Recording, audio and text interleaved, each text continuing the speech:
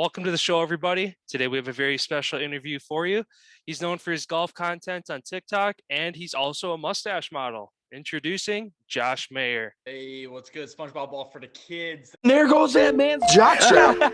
Oh my God, did you see that? America's team? Yeah, right. Oh, baby, it's a big day in sports. There's nothing like battling it out with your teammates all season long to go win a championship. Green Bay's got it this year.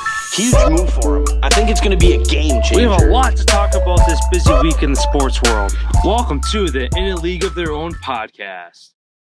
Yeah, so just kind of kicking things off right away. Just tell us a little bit about your background, where you're from, stuff you like to do, and yeah, we'll just start with that. Yeah, I'm from Pennsylvania, Lancaster, Pennsylvania. As far as things I like to do, I mean, I kind of just grew up playing a lot of sports, baseball, basketball, little golf here and there as I was growing up, and I guess that's kind of shaped my life here with sports. And yeah, now I'm playing golf, making content. I guess I'm considered a TikToker, which I don't know if I love that term, but yeah, I guess that's kind of where I'm at right now. So That's fair. So I guess you said as far as being called a TikToker, like why TikTok? Why'd you start with TikTok? yeah, so TikTok. You guys ever listen to Gary Vaynerchuk, Gary V? Oh yeah, Yeah, you guys are big Gary V guys. yeah.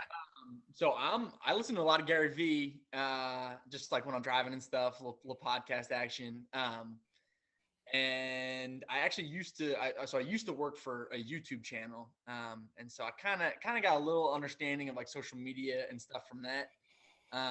And listening to Gary V, he was hot on TikTok, was telling everybody to go post, or any guests he had on that were like businesses that were like, yo, what should we do? He'd tell them, yo, go post on TikTok. There's literally nobody on it right now. People are blowing up. It's insane. And so I hadn't made any content up until like last year, really. Like I didn't really do anything until March of last year.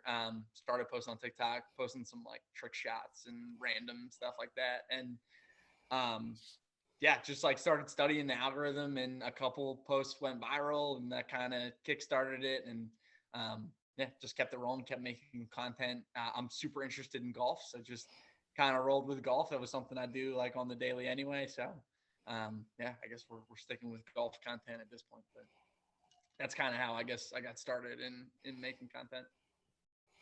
Gotcha. So then when you are out there, you said you do golfing like almost every day. Are you out there intentionally planning to shoot content, or do you just love playing golf for the love of golf? Yeah, I mean, I obviously love playing golf. I play with my buddies on the weekends all the time.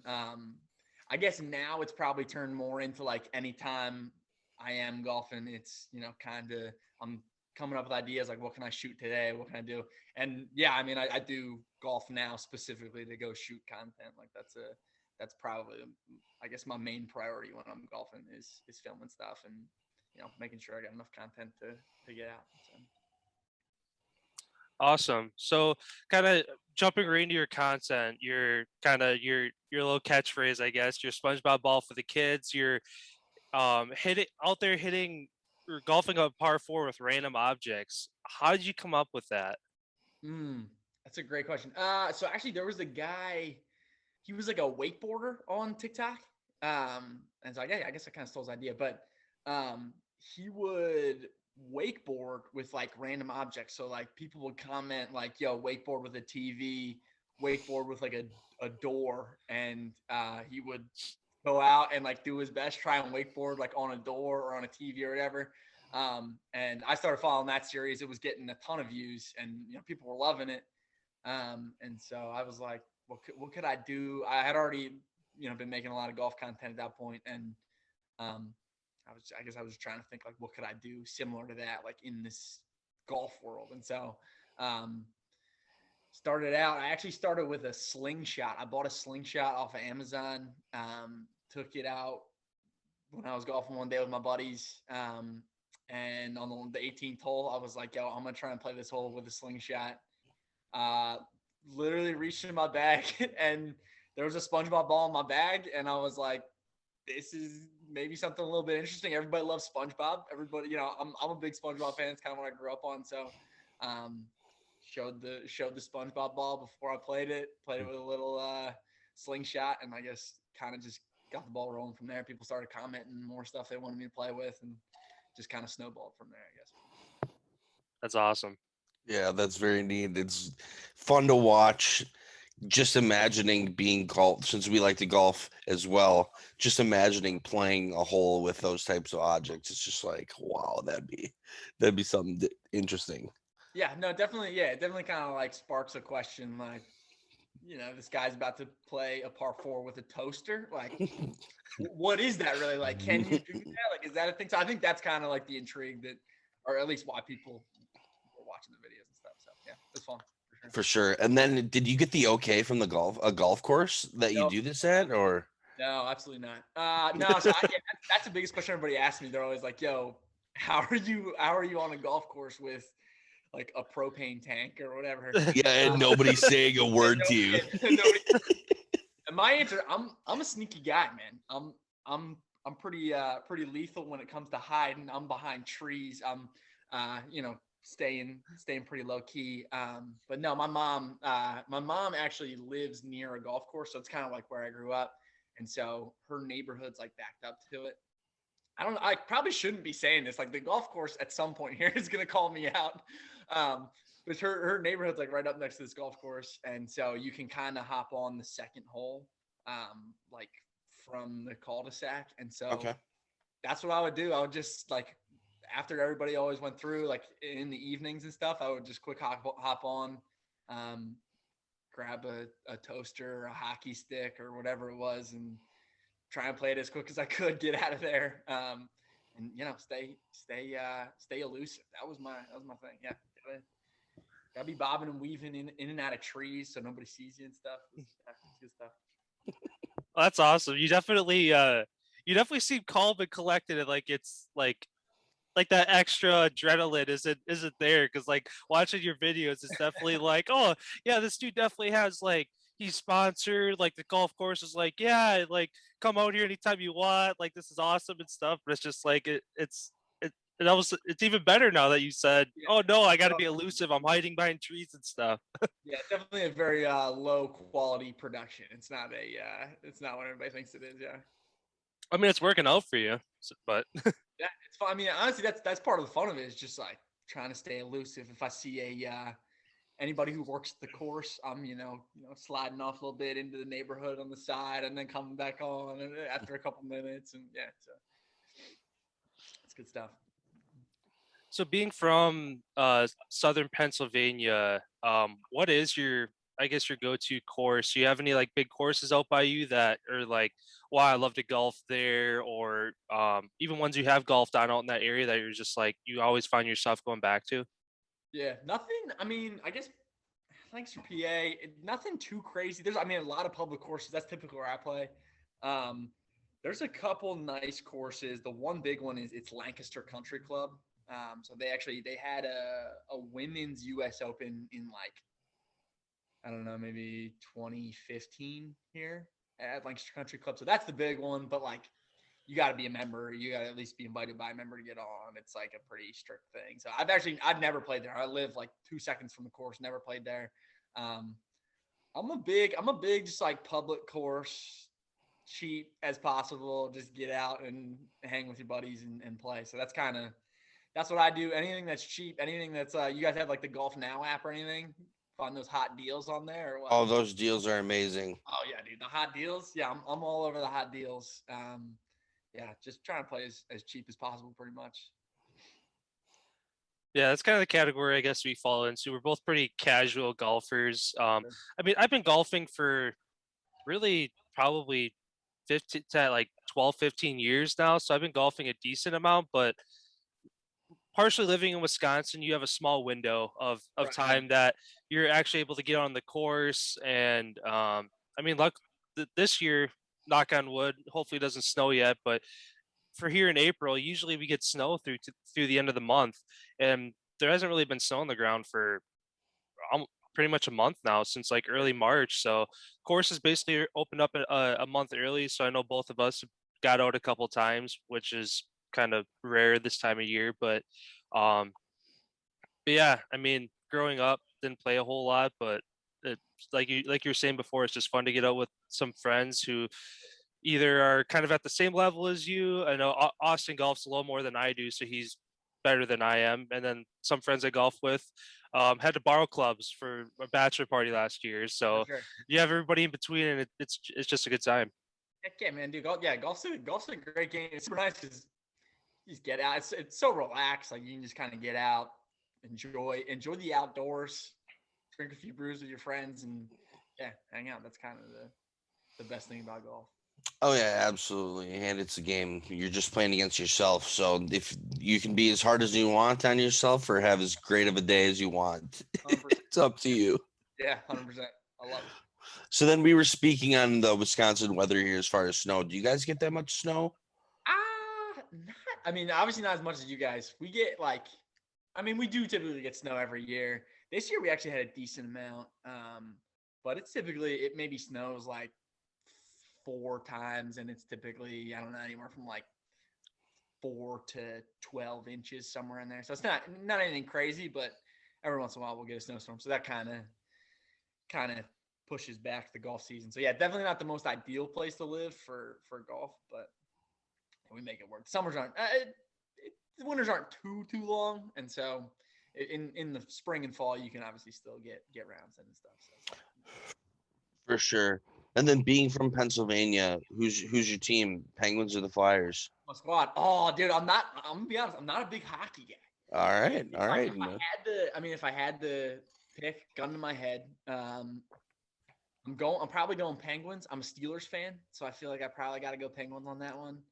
Yeah, Philly sports just kind of suck. I'm not a big Philly sports guy. I feel like Philly sports fans also, I feel like, kind of suck. So I don't know if they're ruthless. Sports fans, so I'm okay saying that, but yeah, I got a lot of friends who are Philly sports fans, and just the most annoying fans out there, man. Yeah, I'm a Flyers fan, and I've being from Wisconsin, since we don't have a hockey team for whatever reason, I've just been in love with them since I was a little kid. Their fans are just the Flyers. That's it. Flyers. Just the Flyers. I'm on here just trashing you right now. No. Hey, I completely understand it though, because I've seen and heard from so many people that Philly fans are just ruthless people. They are. Yeah, I mean, hey, you can't fault them. They love their teams. They're full in dedication. You go to like Phillies games and stuff, people are throwing beers at you if you're wearing like the other team's jersey. Oh yeah. But yeah, it's definitely, I've stayed away from Philly sports, but yeah. I guess kind of sticking with the topic of sports. So again, golf has kind of been our topic of conversation so far. I guess if golf didn't exist, or maybe whatever, you weren't as good at golf, what other sports would you be interested in? And even as a content creator, what other sports would you maybe do pieces on? That's a good question. I don't know. I guess I grew up playing baseball and basketball. So I played baseball my entire life. I played basketball when I was in like high school. I actually ended up playing baseball in college. So I guess probably baseball, I would say, would be something I make content on. Yeah, I don't know. I feel like once I stopped playing baseball, once I graduated college, I was just like, I kind of had enough of baseball. I don't even play like church softball or anything like that. So, yeah, I'm just kind of letting baseball rest. That's definitely just segued right into golf and just kind of staying competitive that way. But yeah, if I was gonna make content on anything else, what I know the most about is probably baseball. So I'd probably go for that. Who's your favorite golfer on the PGA Tour? Favorite golfer? That's definitely another question I get a lot. My favorite golfer of all time, Tiger Woods, for sure. I mean, like, grew up. Amen. Every tournament you watch, Tiger's winning. Like, that was a big thing. I would say other than Tiger, because I feel like Tiger's pretty much everybody's favorite golfer. But other than Tiger, I'm a Justin Thomas guy. I like Justin Thomas. He seems like a chill dude. I feel like somebody that'd be fun to like hang out with. I don't know. Who you guys like? Definitely a big Tiger guy as well. Kind of when I came into the game of golf was really when Tiger was, well, I wouldn't say in his prime, when he was in his prime, pretty close to when like I was born, almost kind of the late, like the early 2000s.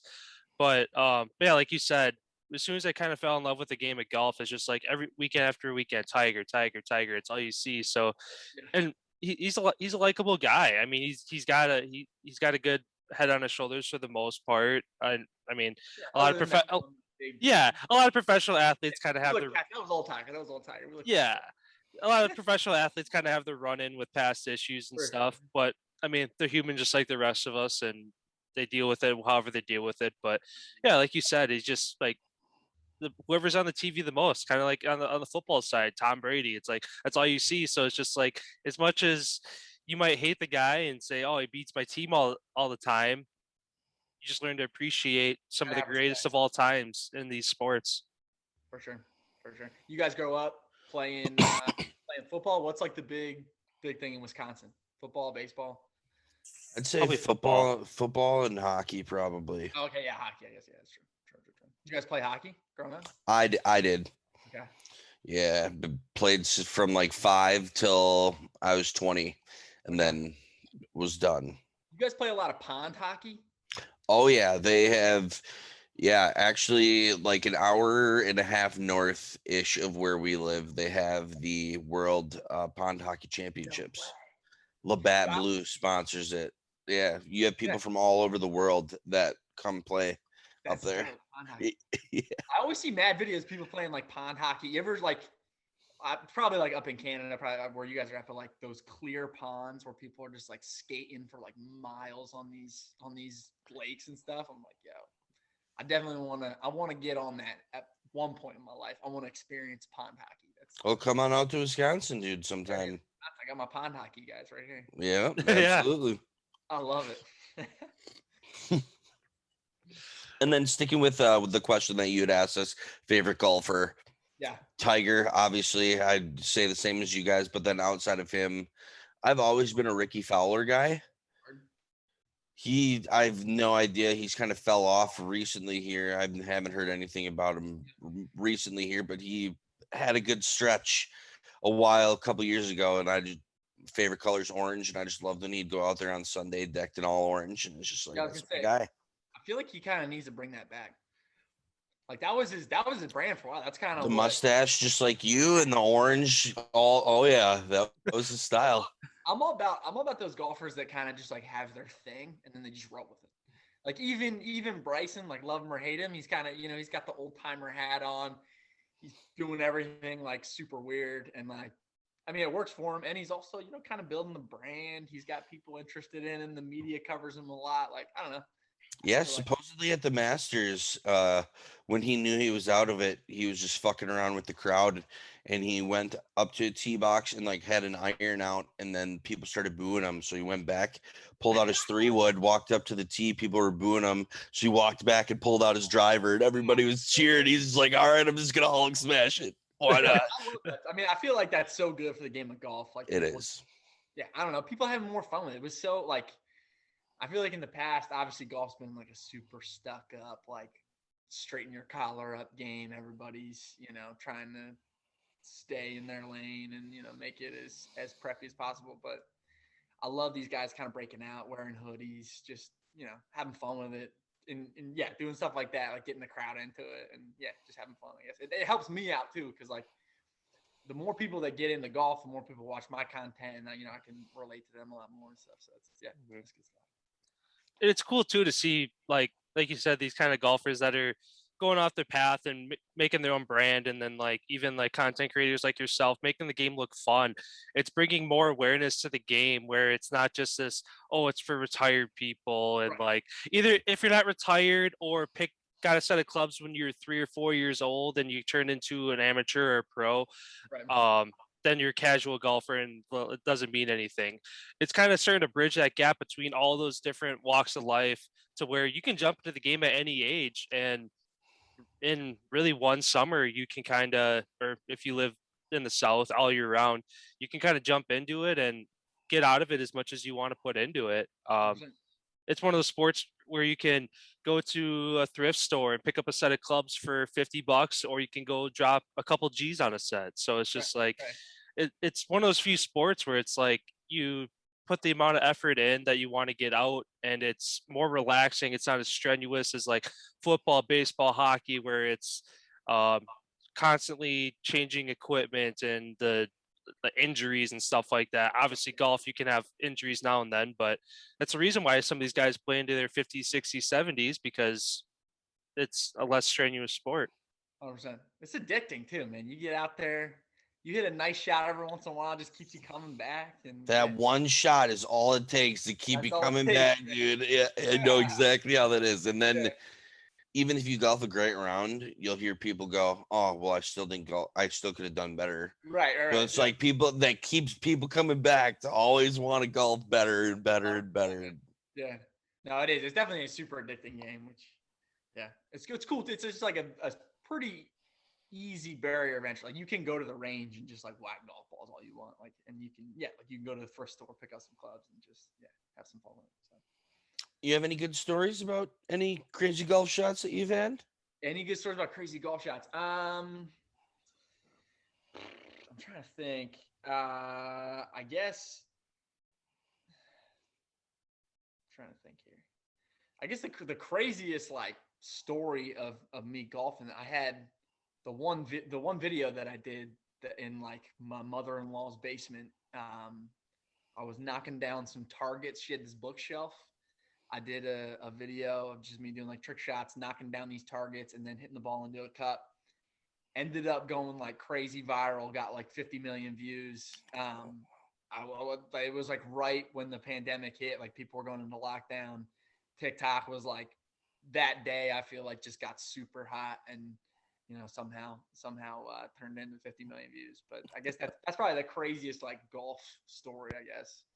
Yeah, that's gonna be something. Shooting a video, waking up, holy shit, 50 million people looked at this. Yeah, straight up. It was like I had maybe 1,000 followers, and then the next day I had like 1.2 million followers. Like it was insane. Like, yeah, that was probably one of the craziest moments of my life. But story. I got one. I got a golf story. My buddies, we were golfing in some random, just public course, and it was pouring down rain, and they were my one buddy's ball was like on the other side of this tree line, and they for some reason thought they could drive like straight through this tree to go get his ball, and like one branch clipped the front of the golf cart and just ripped the entire top off. And down rain, the entire top is ripped off, and they're just sitting there like it's literally hanging off the side. And oh man, that was interesting. But that's probably one of the funnier like golf moments of my life for sure.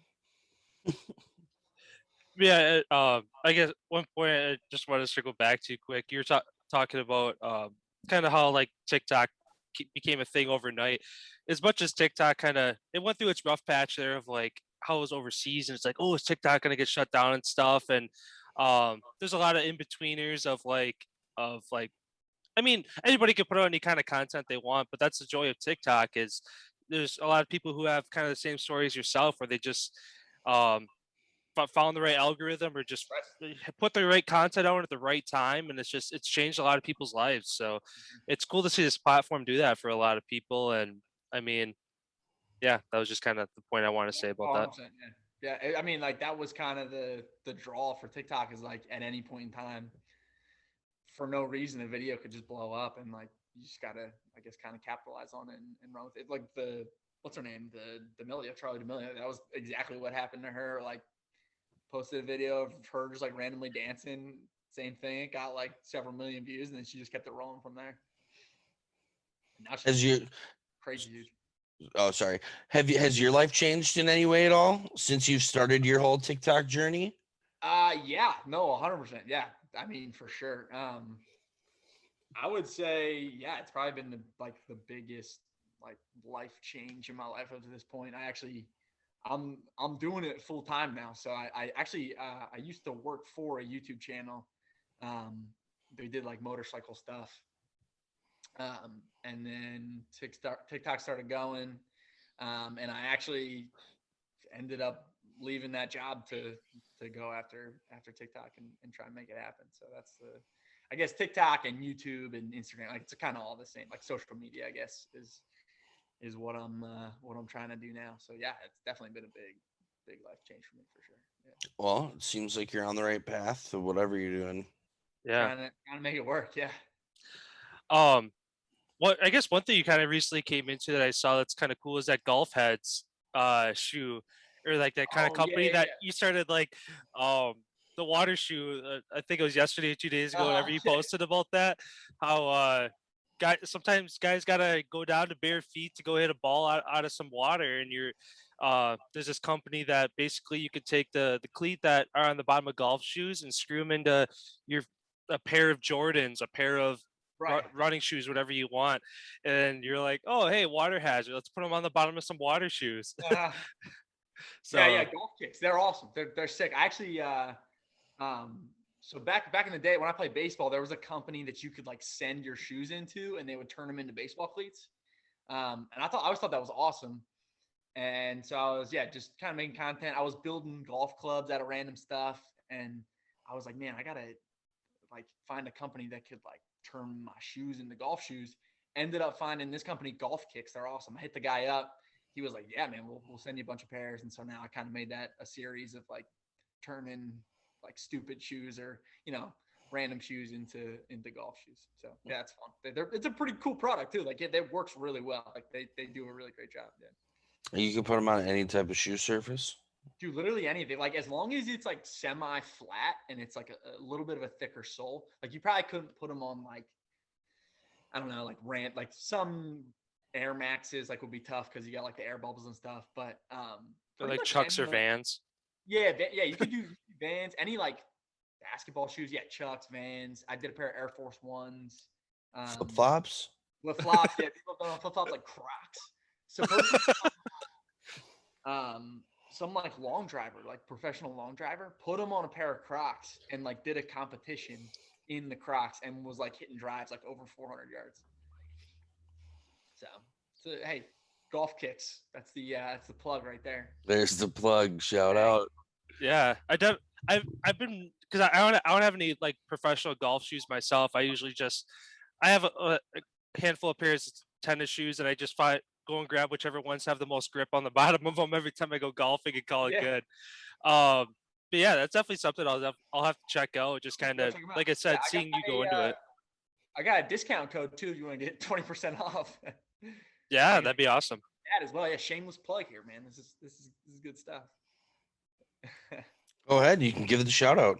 Dang, there it is. I don't know what I think it's I think the code is JMG20 for 20% off golf kicks. That's it.